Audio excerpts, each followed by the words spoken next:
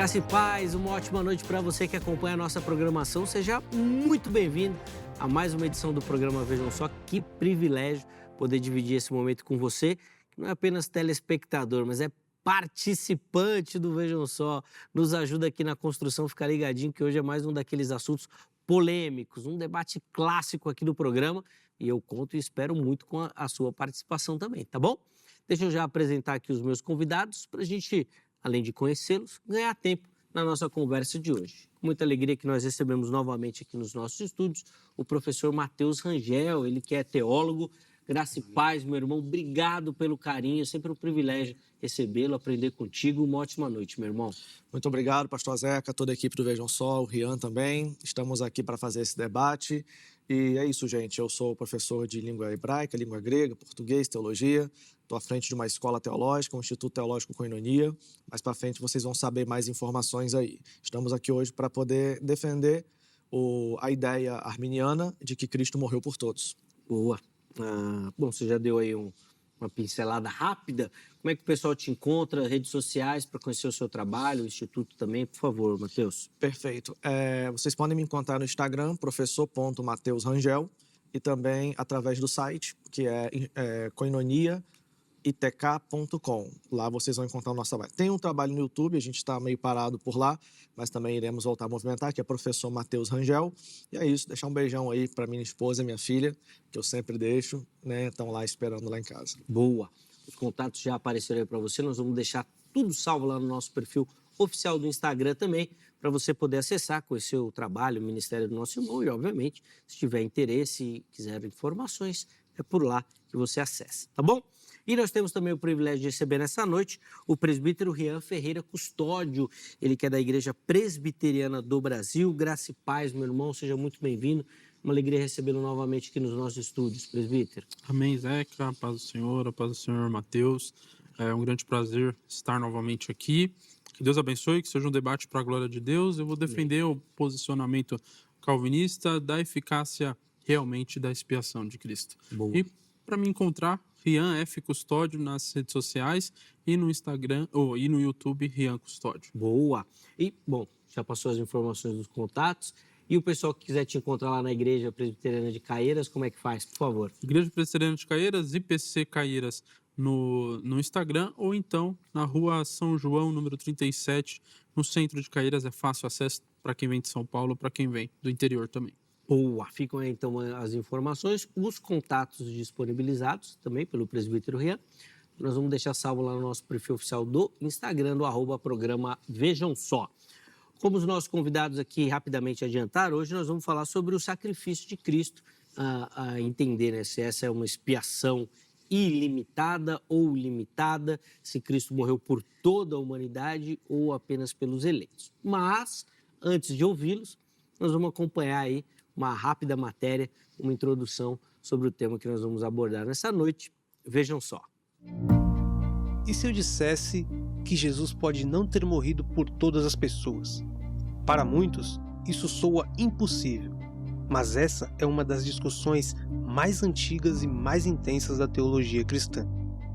Cristo entregou a própria vida na cruz, mas por quem? Por toda a humanidade? O apóstolo João escreve: ele é a propiciação pelos nossos pecados, e não somente pelos nossos, mas também pelos do mundo inteiro. Para muitos, esse versículo deixa claro que a morte de Cristo alcança toda a humanidade. Mas o próprio Jesus também declarou: eu dou a minha vida pelas ovelhas. Seriam essas ovelhas toda a humanidade? Ou apenas aqueles que pertencem ao seu rebanho? Como conciliar essas duas afirmações? Se Jesus morreu por todos, por que nem todos serão salvos? A cruz falhou? Mas se Cristo morreu apenas pelos eleitos, quando anunciamos o Evangelho, podemos olhar nos olhos de qualquer pessoa e dizer: Cristo morreu por você? Ou essa afirmação pode não ser verdadeira? Essa pergunta muda tudo. Muda a forma de entender o amor de Deus, a graça, a eleição e o próprio convite à salvação.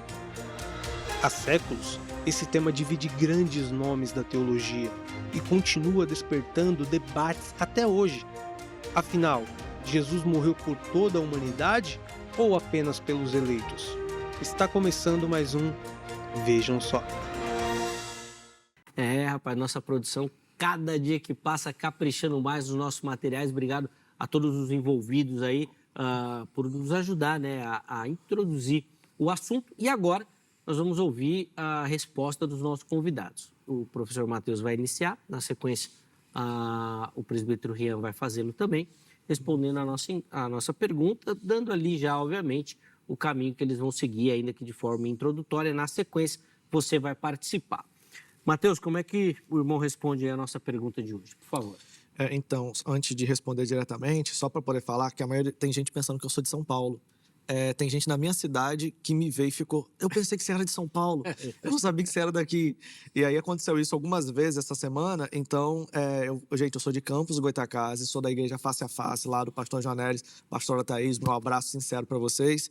Então, sou do interior do Rio de Janeiro, tá bom? E temos, inclusive, turmas lá presenciais. Mas a minha resposta é a seguinte: quando nós analisamos João capítulo 3, verso de número 17, nós vemos que Cristo morreu por todos. O propósito ali é declarado mundial. A expressão grega ali é sophê, kai, cosmos, diautu, que significa que ele morreu para que todo o mundo fosse salvo por ele. O 4, verso 42, está escrito que ele é o Rossoter do Cosmo, que seria o Salvador do mundo. 1 Timóteo capítulo 2, do verso 4 ao 6, também diz lá, né, pantas antropos hiperpanton, e o termo ali é todos, ou seja, ele morreu para que todos os homens sejam também salvos e cheguem ao arrependimento. 2 Coríntios 5, 14 e 15, está escrito que ele também morreu por todos. A expressão grega é eis hiperpanton apéfane, ou seja, que ele morreu de fato sobre todos ou por todos ali. Hebreus 2, capítulo 2, verso 9, está escrito que a morte dele foi hiperpantos, em favor de todos. 1 João capítulo 2, verso 2, está escrito também ali que ele morreu não somente... Essa expressão maravilhosa. Aí vem, né? O monon, não somente. Aí vem ala, kai, peri, olu, tu, cosmu, mas também pelo mundo inteiro. Eu acho que esse vai ser o mais difícil. 2 Pedro, capítulo 2, verso 1, está escrito que ele, inclusive, agora santa, que é um particípio acusativo com função adjetiva, atributiva, dizendo que Cristo comprou, inclusive, aqueles que se rebelariam depois. Também mostra isso, que ele comprou com seu sangue, salvou, inclusive, aqueles que se perderiam. 1 Timóteo capítulo 4, verso 10, e aqui eu encerro, nós temos dizendo que ele é o salvador de todos, especialmente dos crentes. É isso. Salvou que se perderiam? É. Não, calma. Depois você vai explicar isso daí. Essa daí até eu fiquei curioso para entender. Rian, quero te ouvir também, por favor. Bom, Como é que o irmão responde, né, antes da gente, claramente, é um debate muito conhecido como expiação limitada ou ilimitada, mas eu gosto muito de utilizar a expiação eficaz. É a mesma coisa, mas eu acho que fica mais claro para quem está ouvindo. Quando nós falamos sobre a expiação de Cristo, nós estamos falando sobre a eficácia dessa expiação. Nós não estamos dizendo que ele não poderia salvar toda a humanidade, que é insuficiente para isso. Longe disso. O que nós estamos falando é que o valor de Cristo é tamanho, que a obra dele é tão grande, que ele fez justamente por aqueles que são salvos, o que nós chamamos de eleitos. Quantas pessoas são, eu não sei. Ele sabe e ele comprou essas pessoas. O bom pastor dá a vida pelas suas ovelhas e ele deu a vida pelas suas ovelhas. Quando nós vemos nas Escrituras a expiação no Antigo Testamento, nós vemos que todas as vezes, todas as expiações feitas tiveram e foram concluídas com o perdão do pecado daquele que ofereceu. Nós vemos isso em Levíticos 16, o que era que o sacerdote fazia. Nós vemos isso, um simples exemplo, Êxodo 12, quando vai falar sobre o sangue colocado nos umbrais das portas. Todos aqueles que o sangue estivesse nos umbrais da porta, o anjo não passaria, não passou. Por que que o sangue de Jesus está sobre pessoas? O Mateus acabou de dizer sobre ímpios, como é que o anjo da morte, né, passa na vida dessa. A Bíblia tem contradições, então, no ponto de vista arminiano. A expiação não é tão expiação assim. Rapaz, aí já veio... Deixa eu abrir a enquete para você aí, para depois, na sequência, o Matheus já trazer as respostas aqui para a gente. @programa Vejam Só, para você acessar e votar na enquete disponível para o programa de hoje. Vamos ver a pergunta que a produção preparou lá para você. Vou colocar na tela aí, tá aí, ó. A expiação de Cristo foi limitada observe que a pergunta ela é direcionada, tá bom? A expiação de Cristo foi limitada? Primeira opção, sim, aos eleitos. Segunda opção, não.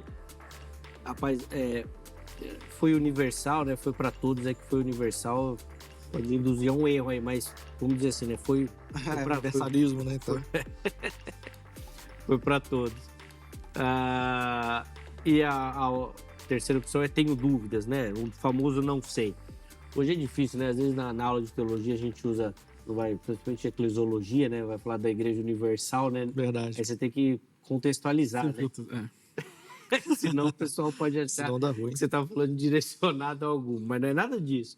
Acesse lá, vote no final do programa, a gente volta para a enquete. Deixa eu parar de falar que eu estou me enrolando aqui. Não, que é isso.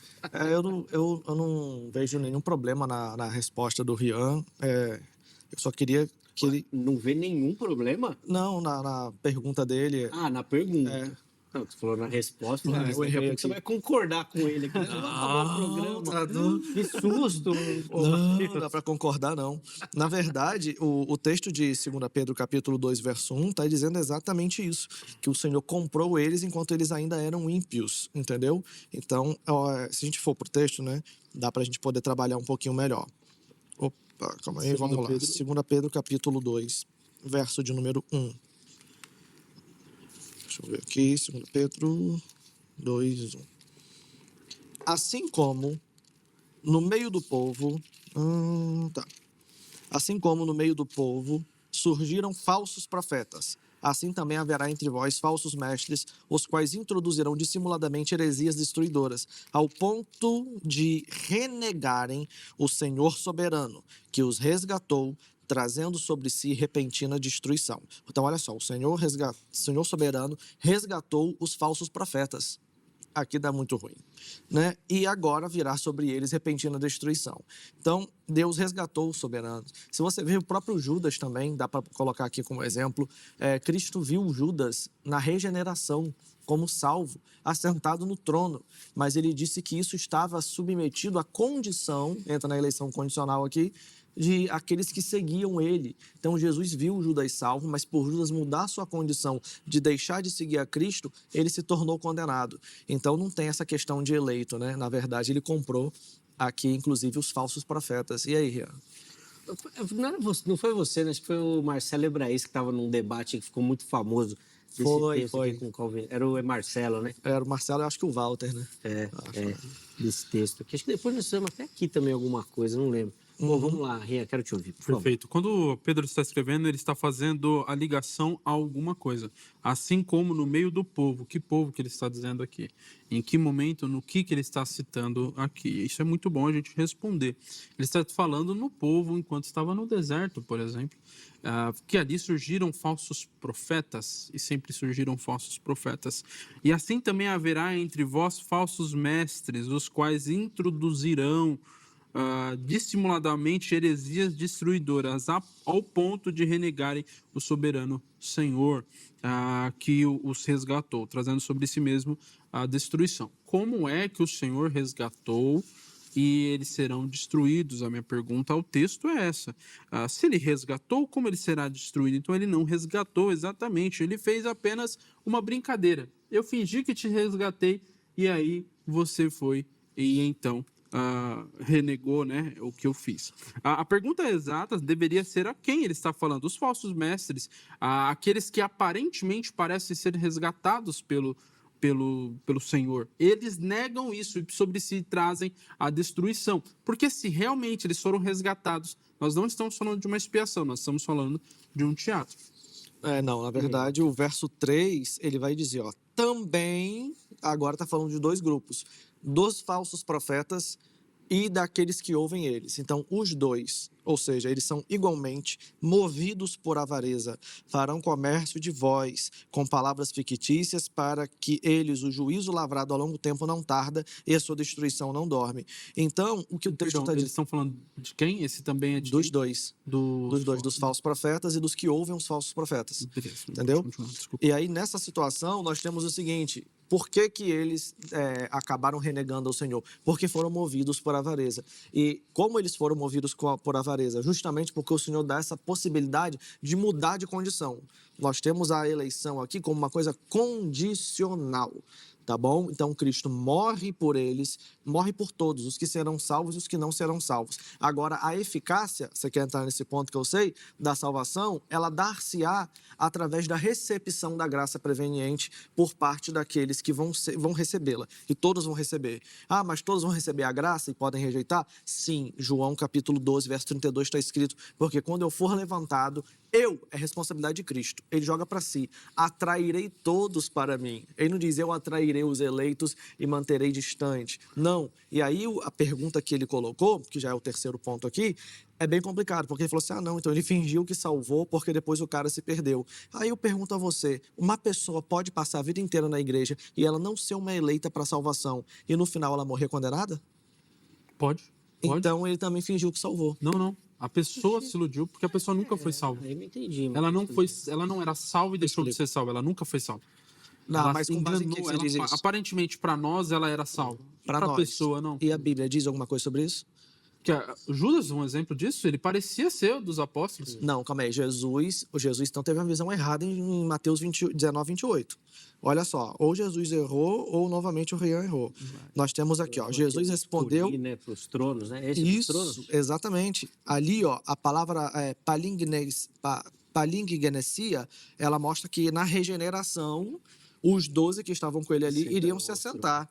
Ele então, está falando Jesus do colégio apostólico ou ele está falando dos 12 indivíduos? está falando Porque se dos ele 12 está falando indivíduos. dos 12 indivíduos, então Judas vai estar. Não, mas... Judas não foi ao inferno.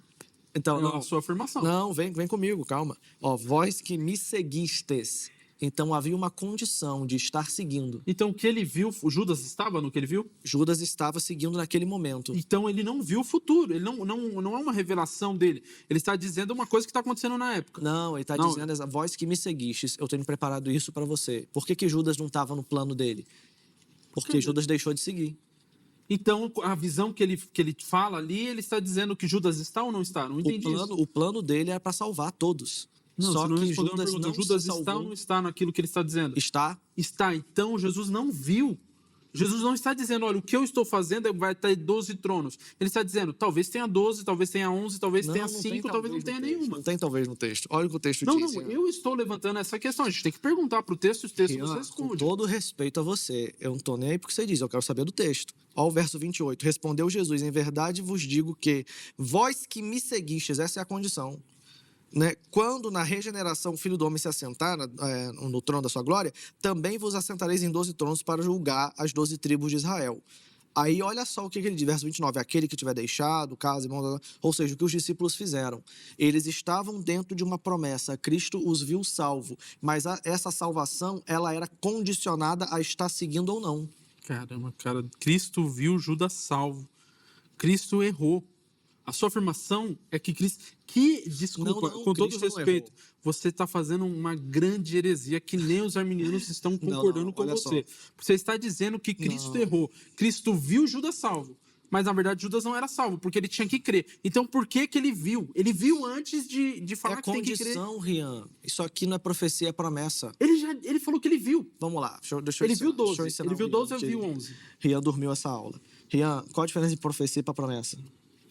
Vamos até o tema. Você quer fugir do tema? Nós temos pouco tempo. Deuteronômio 28. Se ouvirdes os mandamentos, os estatutos, comereis melhor dessa terra. Significa o quê?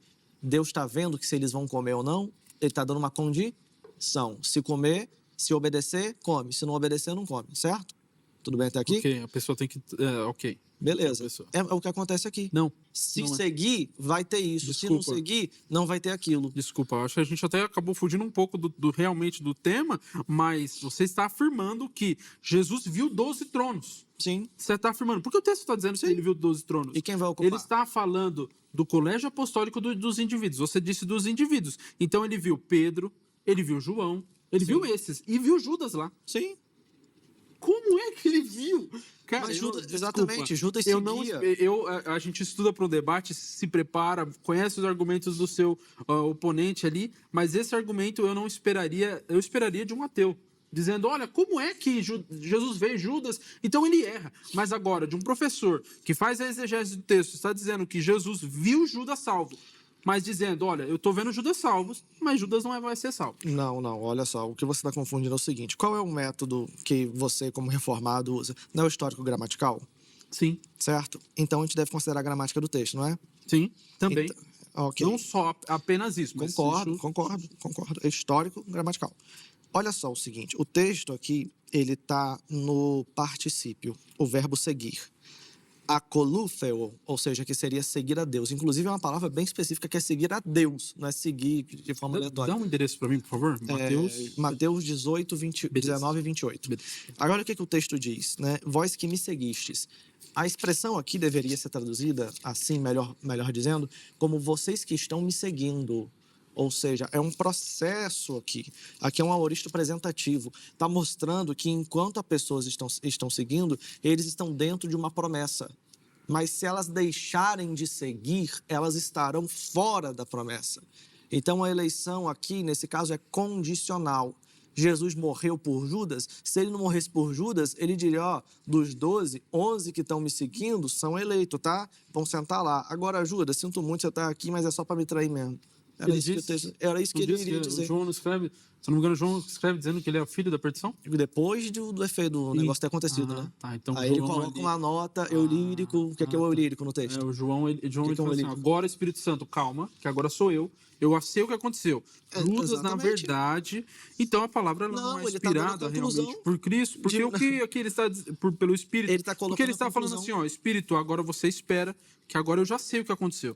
De maneira Espera aí, alguma. que agora eu vou colocar o que eu acho que ele não era salvo. Porque João sabia que Judas era salvo ou não? Você está dizendo que não é inspirado o texto? Que eu tô da Você minha disse isso. maneira? Que Você não é está dizendo inspirado? isso. Mas assim, ó, João sabia que Judas foi salvo ou não? Você acha? Depois da história, ele sabia. Ele sabia. Jesus sabia que Jesus Judas era sabia. salvo? E como é que Jesus chama Judas? É justamente porque você não sabe a diferença de decreto e presciência. Ele sabe pela presciência dele. Sim. Ele sabe pela presciência dele. Agora, E ele aí- decretou não. O que ele decretou para Judas foi um outro caminho. Foi Judas assentar no trono. Agora, Judas saiu de lá, não foi porque Jesus viu errado, foi porque ele deixou de seguir. O texto é claro, gente. ele decretou que Judas fizesse, Judas não fez. Aí ele, caramba, eu fui mais fraco do que Judas. Ele não decretou que Judas Você tivesse. acabou de falar isso. Não. Isso o Não, Mateus. ele tinha um plano para Judas, não é decreto. Você usou ele a tinha um palavra plano. decreto. Então, você usou Ele a palavra tinha um decreto, plano. né? Não, tudo Tinha um bem, plano. tudo bem. Ele tinha um plano. Esse plano realizar-se-ia se Judas continuasse seguindo. Vós que me seguistes, olha só, cara. Inclusive, a igreja, depois ela entra também nessa promessa, né? Mas, vamos lá. Eu queria que você olhasse para esse texto e mostrasse de forma gramatical que o verbo seguir aqui está dentro de um decreto. Ou seja, ele não está falando que vocês vão continuar seguindo e que vão terminar seguindo. Não, é vós que me seguistes agora. Vocês que estão me seguindo aqui, ó, o plano que eu tenho para vocês é se assentar no trono. Agora, se for interpretar, qualquer professor de português que está vendo aí pode olhar para esse texto que vai chegar à mesma conclusão, de grego também. O problema não é esse, o Mateus, o problema não é que...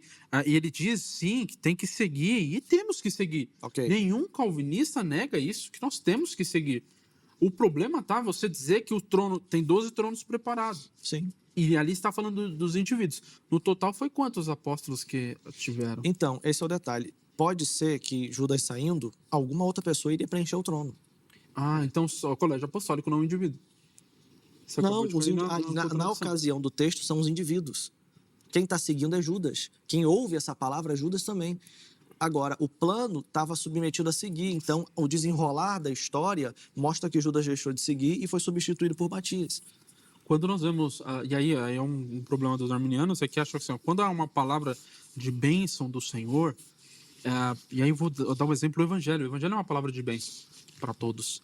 Agora, ela é só isso? É só a palavra de bênção? Não. Ou era também a palavra de condenação para aqueles a qual o Espírito não regenerou, ou no seu caso, aquele que não escolheu a ele? É a palavra de condenação também. Para Judas, a palavra que Jesus está trazendo é de condenação a ele. Eu tenho 12 tronos preparados. Você não vai estar, Judas. Agora, ele não está dizendo isso, eu estou fazendo agora uma interpretação do texto justamente porque já passou, Mateus. Só estou dizendo, para Judas, aquilo foi uma palavra de condenação para ele. Assim como os 3 anos de ministério de Jesus foi para a condenação de Judas. Judas, você andou, você estava aqui, mas você fez errado. Eu acho que assim... Existem acho que a gente 5 tipos de inferência, Rian. Nenhuma das inferências adequadas cabem nessa afirmação sua de que Jesus estava condenando Judas através do seu ministério e as palavras de bênção era com exceção de Judas. Cara, como se Jesus não soubesse se exprimir. entendeu? Ou como se Mateus não soubesse escrever. Porque se Jesus não está se exprimindo adequadamente para poder dar uma base escura para o calvinismo, porque se Jesus quisesse tirar Judas dali, ele falava, vós que estão me seguindo, com exceção de Judas. Ele não quis tirar. Ele Ele não quis tirou. tirar. Ele está falando do colégio apostólico. É justamente isso que eu estou defendendo. O que você está defendendo é o indivíduo. Eu acredito. A gente pode ir para outros textos e acho Vai, que fica bora. até mais fácil. Quando nós vamos falar, e aí de novo, aí eu gostaria de perguntar para você, Levíticos 16 ou Êxodo 12, ou então todo o Antigo Testamento, em qual momento a expiação é feita e é necessário alguém aceitar essa expiação? Por exemplo, eu fiz a expiação, o sacerdote fez a expiação pelo povo, mas alguém do povo tem que dizer, ó, eu aceito essa expiação. Ou alguém dizer, não, eu não aceito essa expiação. Em que momento do Antigo Testamento isso acontece? Não, isso não acontece, até porque os judeus não são prosélitos. Então não dá para você dizer, porque a expiação no modelo deles também era só para os judeus. Sim, claramente. Se você começar pegando o modelo do Antigo Testamento, você deveria seguir a rigor todas as características da expiação, concorda? Não. Porque o que tem no Antigo Testamento é sombra. Você vai fazer exegese em base de sombra, você deveria fazer sobre Cristo. Cristo é o ápice da expiação. Ele vai para uma situação totalmente obscura para tentar depois jogar isso para Cristo, para tentar explicar a foto nítida pela sombra preta e branca, não faz sentido, Rio. Bom, qual que é o problema? Quando você vai para isso que você está dizendo, eu não estou fazendo exegese sobre sombra. O que eu estou dizendo é, se na sombra, naquilo que é uma tipologia do que vai acontecer, que é limitado, o texto de Hebreu vai dizer isso, que é limitado aquilo, por isso que eles tinham que fazer recorrentemente. Se aquilo tinha eficácia, o porquê o de Cristo não se tem? Mas A pergunta é, então não é perfeita. Não, a de Cristo não é maior? O escritor de Hebreus fala, é maior, a expiação dele, a obra dele é maior, é perfeita, é a última. É justamente por isso, porque a abrangência dela também não é exatamente igual. Dentro do títipo e antítipo que você está querendo colocar, você deveria ter ali uma ideia de que a igreja substituiu Israel. Entendeu? Porque se o sacrifício levítico era feito só para os israelitas, para os judeus, digamos assim, que era até mais para os judeus, né? Inicialmente era para todos eles, e depois do cativeiro babilônico passou a ser mais especificamente para os judeus. Ou seja, houve uma mudança de povo também. Houve uma mudança de lugar, mudança de ritual. Você pegar essa sombra, ela não contempla o que vai ser explicado depois no antítipo, que seria Cristo.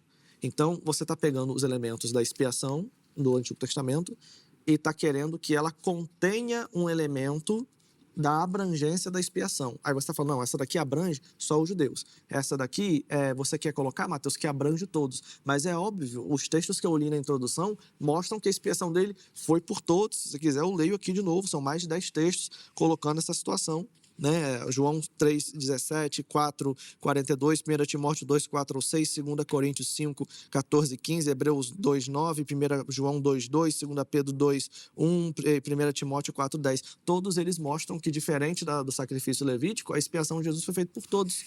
Hebreus 9:12 diz, não por meio de sangue de bodes ou de bezerros, mas pelo próprio sangue entrou no Santo dos Santos, uma vez por toda, tendo obtido, aí você pode fazer essa exegese, tendo obtido eterna redenção, não tendo possibilitado eterna redenção. A gente olhar para o Antigo Testamento, e ali aponta sombras, para o Cristo, e Cristo faz uma obra perfeita. A do Antigo Testamento, ela era limitada, ela não era perfeita, por isso que se tinha que se repetir, mas ela era eficaz. Eles entregavam sacrifício pelos pecados, era eficaz aquilo, era aceito por Deus. O sacrifício de Jesus não foi plenamente aceito por Deus, porque para ser aceito por Deus, o indivíduo tem que falar, eu quero, eu aceito, eu achei bom o que Jesus fez, então a gente está dizendo que não foi perfeita aquilo que ele fez. Mas pode ser perfeita se eu aceitar, se ele não aceitar, não foi perfeito. Não, de maneira alguma. A perfeição dele continua existindo, o sacrifício foi perfeito. O que você está fazendo aí é a falácia da extrapolação indevida. O que é a falácia da extrapolação indevida?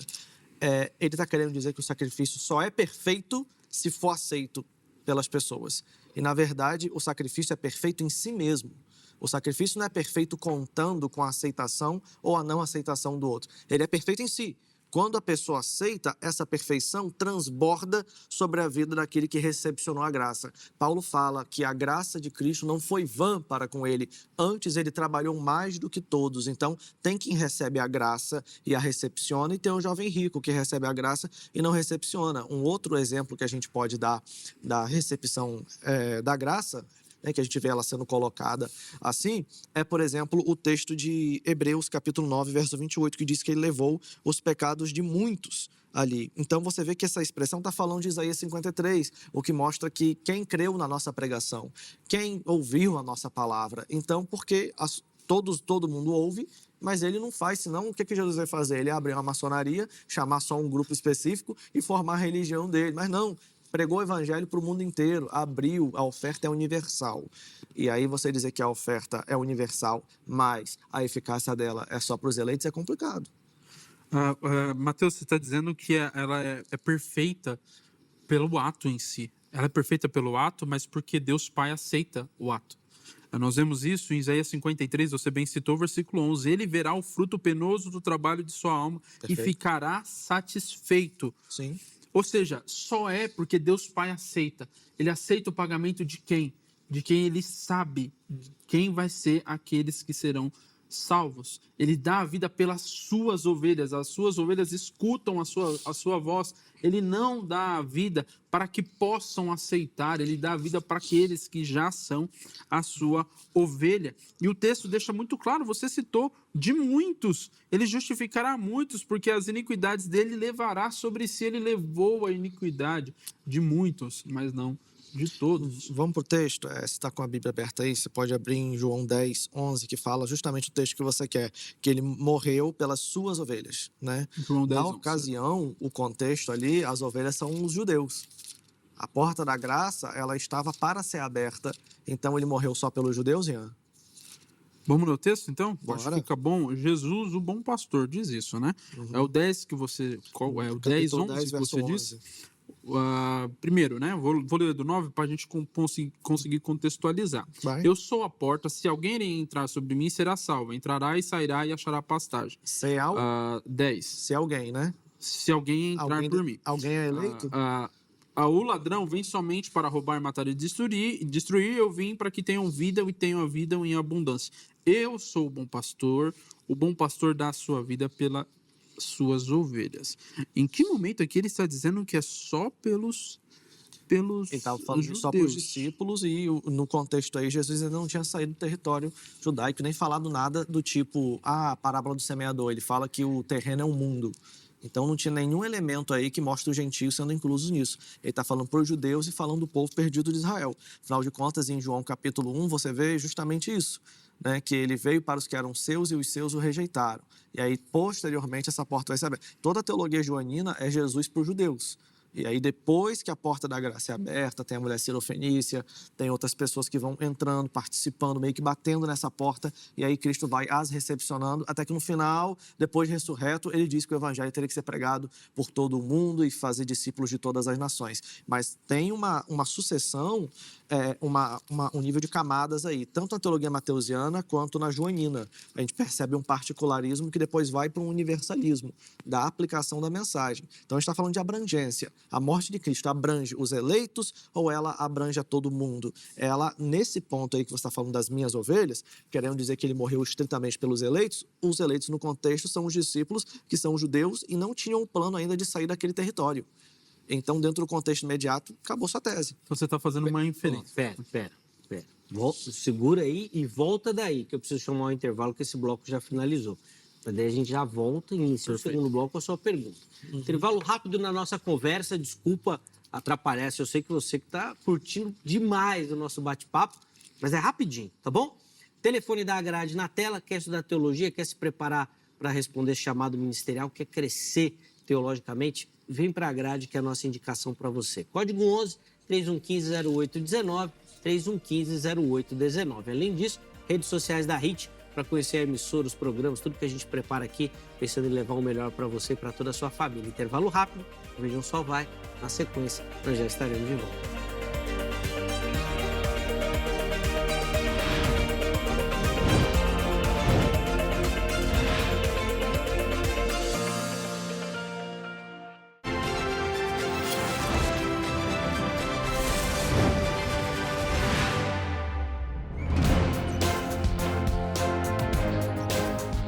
Muito bom, já estamos de volta com o Vejam Só. Depois desse intervalo bem rapidinho na nossa conversa, hoje falando sobre a expiação, né, de Cristo. Cristo morreu por todos ou apenas pelos eleitos. Finalizamos o primeiro bloco com um questionamento do Mateus e o Rian, então, ia na sequência responder. Eu tive que segurá-lo, mas agora a palavra está com o irmão, por favor. Bom, a afirmação do Mateus é que o Jesus está falando ali apenas para os judeus, então quer dizer que as ovelhas são os judeus. Nós vamos ler João 10, o 15, o 14, perdão, diz assim, ó, eu sou o bom pastor, conheço as minhas ovelhas e elas me conhecem a mim. Assim como o Pai me conhece a mim, eu conheço o Pai e dou a minha vida pelas minhas ovelhas. Aí o 16 ele disse, ainda tenho outras ovelhas, não deixe aprisco. A mim me convém conduzi-las, e elas ouvirão a minha voz, e então haverá um rebanho e um pastor. E aí, aproveitando, lendo o 26, diz, mas vós não credes, porque não sois das minhas ovelhas. As minhas ovelhas ouvem a minha voz, e eu as conheço, e elas me seguem. Como que Jesus está falando apenas para os judeus? Ele está dizendo que tem ovelhas fora daquele aprisco. Como é que Jesus está dizendo que só é os judeus? Depois ele qualifica dizendo, olha, tem pessoas aqui que não são minhas ovelhas porque não ouvem a minha voz. Como aqui se aplica apenas para os judeus? Perfeito. Porque naquele contexto ali, ele está falando primariamente para os seus discípulos. Está querendo dizer que a salvação dele, ela se ampliaria para além do colégio apostólico. Então, ovelhas de outros apriscos, não está falando de ovelha fora do judeu aqui, né? Outro ponto que você colocou aí, que ele tem, né, e vai salvar essas pessoas, realmente ele vai salvar. E quando ele diz que elas não ouvirão, você percebe que o sujeito do verbo ouvir é a pessoa. Então, a pessoa decide ouvir ou não ouvir. Então, ela está diante de uma decisão, de um arbítrio livre, ela ouve ou não. Então, mas ela não ouviu porque não era ovelha. Isso é a conclusão imediata que a gente chega. Quem não é ovelha é porque se comportou de maneira a negar a palavra falada. E não necessariamente ela deixou de ouvir porque é ovelha. Inclusive, a ordem no grego está desse jeito.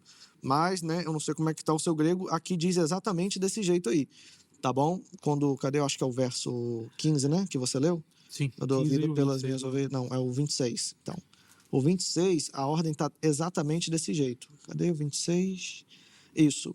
Mas vós não credes porque não sois minhas ovelhas. Ou seja, ele está falando daquele público que tinha acabado de rejeitar. Você acabou de dizer que era só os discípulos. Não, mas olha só. Vós não credes porque não sois minhas ovelhas. Mas se ele está falando para os discípulos...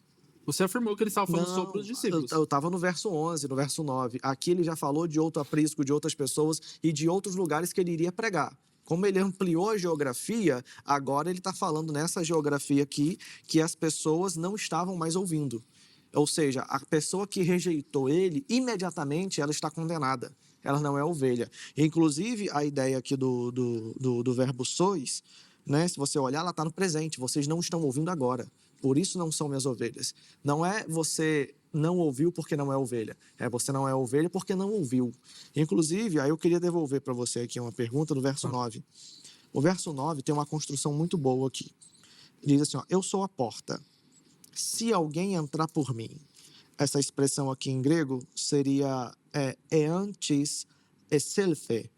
Olha só. Será salvo, sophesetai. Isso daqui, dentro do grego, é uma conjunção, uma oração de terceira classe. O que é uma oração de terceira classe? Para que as pessoas possam entender.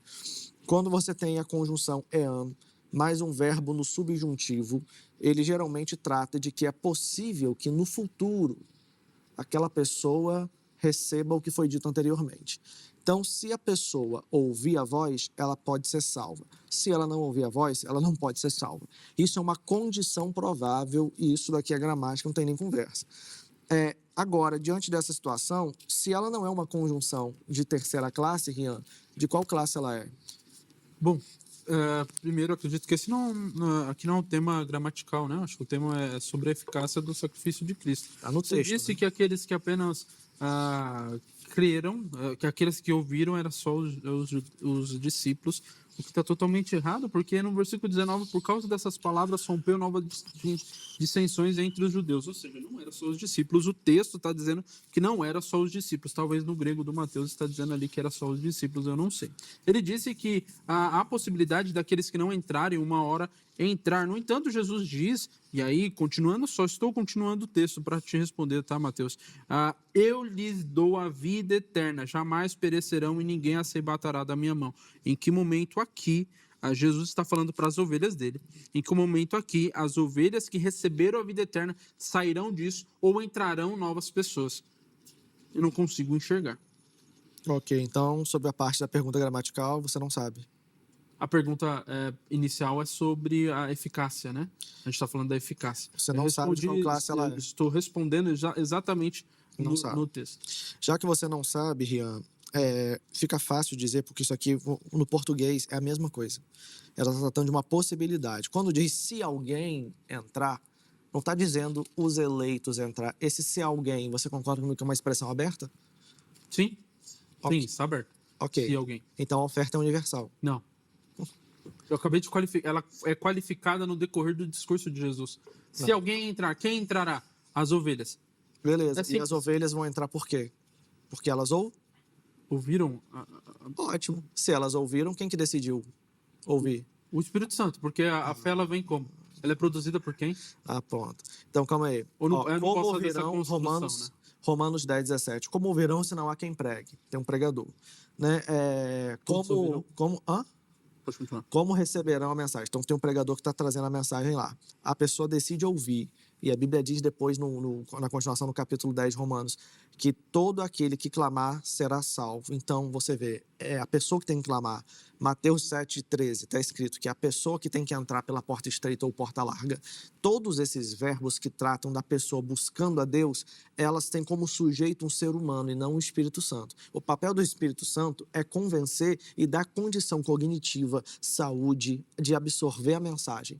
Nós não negamos que o Espírito Santo trabalha nos bastidores da mensagem. Nós não negamos que ele está. Agora, ele não faz isso de forma coercitiva. Ele não conduz, à base do chicote, os eleitos para perto de Cristo e, com o mesmo chicote, os outros para fora de Cristo.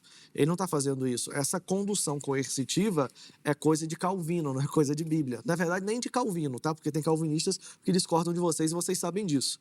E aí, diante dessa situação, nós temos, se alguém ouvir, não é os eleitos. Ah, mas esse no decorrer do texto são as ovelhas. Concordo. Mas as ovelhas que tem no texto aqui, acho que é o verso 26, vós sois minhas ovelhas. Por que elas são ovelhas? Porque ouviram.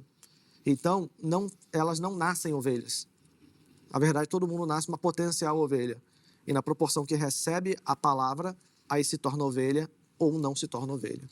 Para nós, sim, todos nascem são uma potencial ovelha. Para Deus, não. Ele sabe quem são realmente as ovelhas, porque o que Jesus diz no versículo 15, ele diz qual é o conhecimento que ele tem das ovelhas. E qual é o conhecimento que ele tem das ovelhas? Um conhecimento de presciência, porque é o mesmo conhecimento que ele tem com Deus Pai. Ele faz esse paralelo. O mesmo conhecimento que eu tenho de Deus Pai, Deus Pai tem comigo, eu tenho das minhas ovelhas. Ele não está dizendo, eu conheço o meu Pai e o Pai me conhece pela presciência dele. Ele viu que um dia ele mandaria e eu aqui não pecaria na tentação, eu não pecaria, aí morreria na cruz, aí seria fiel, a partir disso ele me amaria.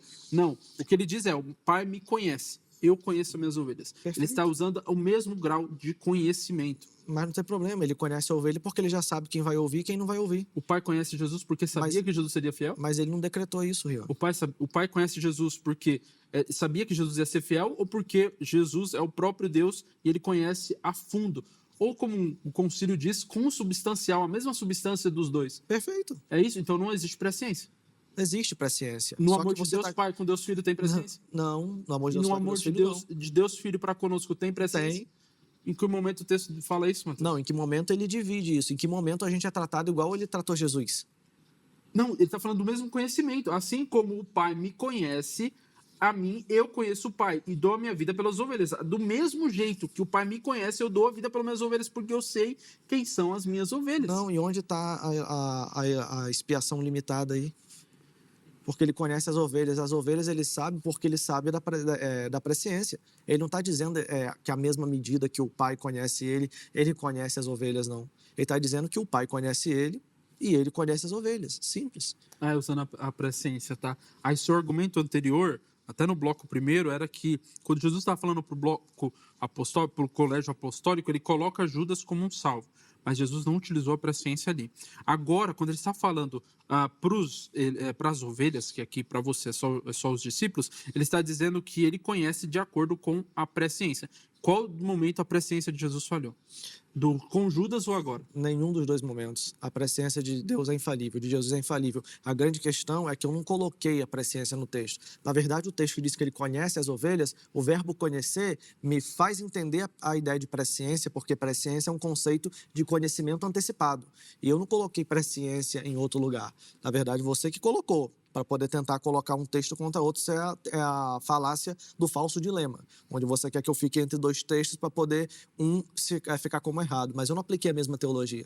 Pelo contrário, a teologia é progressiva. A ideia da presciência ela está no texto que diz que o Pai conhece ele e ele conhece as suas ovelhas. Agora, como que ele conhece essas ovelhas? Justamente pela medida que elas rejeitam ou abraçam a mensagem que é falada, a sua voz. Mateus, os termos técnicos que você usa pode impressionar muitas pessoas, mas o que o Mateus está dizendo é que foi o que você construiu, que aqui ele está falando só para os judeus, o versículo 19 não diz isso. Ele disse que, ou só para os discípulos, ele disse que era só para os discípulos, e o versículo 19 diz que não. Eu falo e até aí, o verso 11. Um pouco antes, ele disse, nesse mesmo episódio, ele disse que Jesus está falando só para os discípulos. Eu não estou fazendo o falso dilema, eu não estou levantando uma falácia, eu estou usando a sua argumentação. Eu não trouxe dois textos para um combater os outros. Quem trouxe os dois textos foi você. Não. Quem trouxe o texto de João 10 foi você. Quem trouxe o texto de Mateus 18, se não me engano, foi você. Eu estou usando esses seus dois mesmos textos, essas duas argumentações suas, para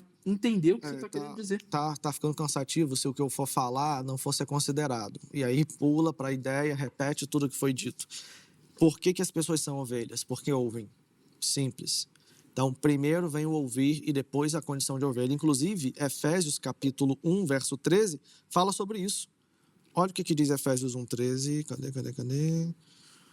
Tá aqui, ó. Efésios 1, 13. O que vem primeiro aqui, Rian? Fala para mim.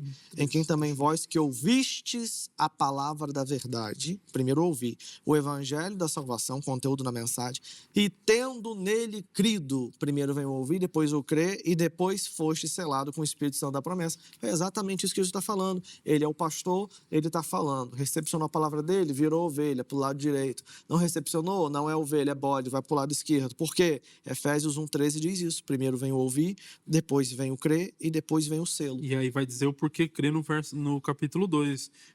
Porque pelas graças sois salvos mediante a fé, isso não vem de vós, é dom de Deus. Ele está dizendo, olha, vocês vão crer sim, serão salvos, mas vão crer por quê? Porque a fé vem a partir do Espírito. O que te faz concluir que o capítulo 2, verso 8, né? Porque no 13 você não tem resposta, no 1, 13 você não tem, né? No João 10 e no Mateus você também não. Você teve que fugir para outro. Não, tive não. Porque eu consegui. Eu já te respondi. Eu já te respondi. É que estava ficando repetitivo. Ficou cansado porque várias vezes eu te questionei e você não respondeu. Você falou, eu não fiz isso. O Rian está fazendo um dilema. Mas quem levantou foi você. Eu só trouxe de acordo com o que você falou. Mas sintetizando para que vocês não caiam nessa falácia. O que aconteceu em João 10 foi o seguinte: se alguém entrar, esse alguém não são os eleitos. Qualquer pessoa pode entrar em Cristo sendo a porta, beleza? Então, se qualquer pessoa pode ir, ele mesmo confessou que a oferta é universal. Se a oferta é universal, então qualquer pessoa pode participar dela. Óbvio que aqueles que não participam não se tornam ovelhas. Inclusive, o verbo sois minhas ovelhas, ele está no presente. Né? Não sois ovelhas, está no presente, indicando que ele está falando para um público ali que tinha acabado de rejeitar. Tanto é que o verso 19 de João 10, o verso 19 do capítulo 10, diz que ele abriu uma dissensão com os judeus, o que mostra que ele não estava só com os discípulos, mas com os judeus que não estavam ouvindo. Você disse que era só os discípulos, não, eu falei que é os discípulos inicialmente até o verso 11. E depois ele começa a falar isso entre os judeus. Ele não abriu a dissensão. Vamos ler o que está escrito, Mateus. Você está falando que ele abriu uma dissensão. Por causa dessas palavras, rompeu novas dissensões entre os judeus. Jesus fez a dissensão, os judeus que fizeram. Os judeus fizeram. Então eles estavam ouvindo por causa dessas palavras. No depois verso vai dizer... No verso 19. Ok, cadê os judeus do verso 11 para baixo? O que? Meu Deus do céu. É difícil achar, né? Por causa dessas palavras. Que palavras que eles estavam ouvindo, Mateus? Dessas palavras, destas aí, esse pronome demonstrativo tá pegando tudo que vem anterior? Não. A minha pergunta para você, não? Sim, não? Não, tá pegando? Sim. Tá pegando? Sim. Por causa dessas palavras, rompeu. Ele está falando de qual palavra? Só me fala, quais são as palavras? A palavra que ele está falando é que eles não são ovelhas. E ele, quando fala que ele é o bom pastor, ele está falando especificamente dos discípulos. Será que não é, Mateus? Por quê? Tá bom, vamos dizer que o Mateus está Ele está certo O no que judeu ele só está aparece no dizendo. 19, Rian. Mas aí, quando ele diz assim, ó, assim como o Pai me conhece, eu conheço o Pai, o 15, os judeus vão criar uma dissensão no 19. Quando ele repete a mesma coisa, que era o que chocava os judeus, Jesus dizendo que era o próprio Deus, que para eles era uma blasfêmia. Ótimo. Se você é um grande mestre, a gente te aceita. Nós vemos isso. Nicodemos vai falar com ele e responde ele como grande mestre. Sim. O problema deles não era como mestre, é como Deus. E ele já disse que era igual a Deus. No entanto, aí quando ele vai falar no 28, ele vai falar sobre... Diz que eu preciso só achar aqui o texto. Diz que eles pegam novamente as pedras para atacarem Jesus. Perfeito. Você Por concorda eles que mudou pegaram o assunto? novamente, mas da onde que eles Você tinham pegado? concorda que mudou a pauta da mensagem? Primeiro ele está falando do bom pastor e depois ele começa a falar do problema dele ser Deus. Se mudou a mensagem, mudou o público. É isso que o texto está dizendo. Mas por que novamente? Ó, Ou no grego não existe essa palavra, esse novamente aqui. Gente, Qual verso? Infelizmente, verso o tempo, 31. nosso tempo terminou. Rian, vou te dar a palavra um minutinho, considerações finais e conclusão, despedida, para o Matheus também ter essa oportunidade e a gente finalizar com ele, já que foi você que começou o bloco, tá? Então, agora é para finalizar. Vamos lá. Perfeito. Gente, bom, mais uma vez aqui foi discutida a eficácia. Qual que é o grande problema do arminianismo? A eficácia de Jesus ela é filosófica.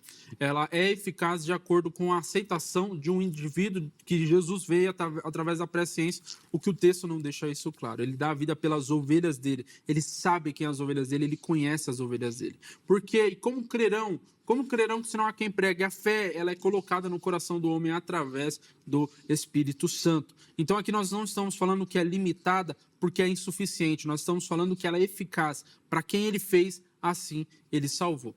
Bom, essa foi a minha argumentação. Acredito que realmente eu consegui defender esse ponto. Muito obrigado. Meu nome é Rian Custódio. Nas redes sociais, Rian F. Custódio no Instagram e no YouTube, Rian Custódio. Boa. Obrigado, presbítero Rian, pelo carinho. Privilégio aprender contigo também. Deus continue abençoando.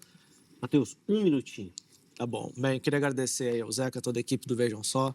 Muito obrigado. Valeu também, Rian, por esse debate.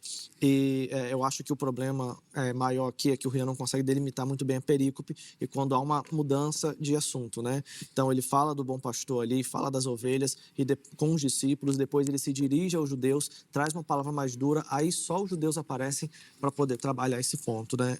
E gerar uma dissensão entre eles. Ficou sem resposta também Efésios 1:13, entre outros textos. Mas vamos lá, gente. A questão gramatical, Efésios 2:8 também.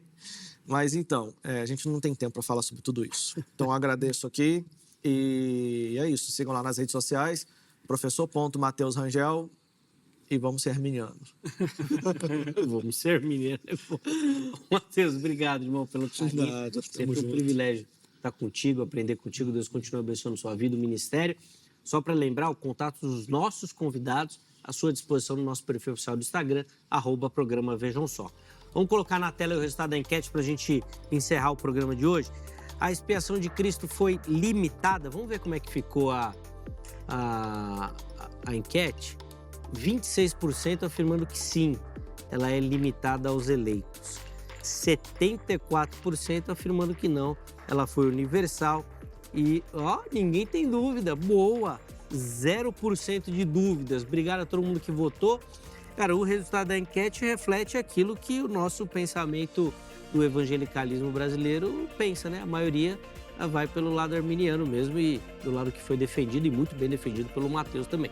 A edição de hoje fica por aqui. Amanhã, se Deus permitir, nós estaremos de volta com mais um Vejam Só. Um forte abraço e até a próxima.